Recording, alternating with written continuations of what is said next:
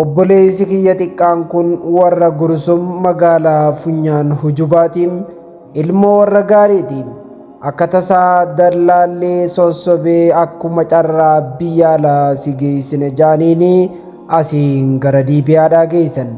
Liibiyaatti namoonni hedduun saamamanii akka malee reebamaa jiraachuu quba qabdan jennee amanna. Achitti shiftoonni warroonni lubbuu namaa qabanii erga qixaaxanii booda erga tumanii reebanii booda maallaqa maatii gaafatan harka isaanii seenee jarri shiftaan sun viidiyoo yeroo inni reebamuu fi haalaan akka malee itti reebaa jiran waraabanii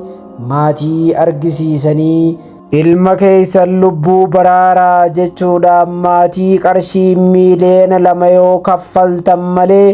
ilma keessan ni galaafannaa jaanii haalamma isin suuraa irratti argaa jirtan kanaan viidiyoo isaadhaa waraabanii isas reebaa tumaa yeroo inni boo'uu fi imimmaan dhangalaasee waywaatee isaan kana kadhatu waraabanii maatii isaa irratti ergan. Warrinis viidiyoo kana akkuma arganiin imimmaan dhangalaasaa haati ammoo rifaatuudhaan miidhamtee dandeettii waan hin qabneef numa obboleeyyan isaa kanatti iyyatanii birmannaa himatan namoota muraasaan walitti dhufne torbee takka keessatti walitti buusne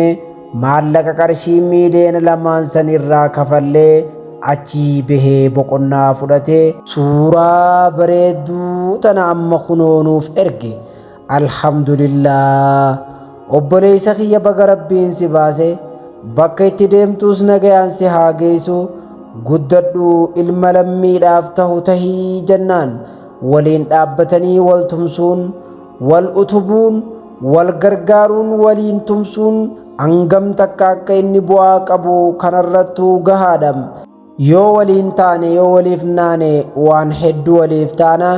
yoo waliin naane yoo waliin taane diinuman nurra aana.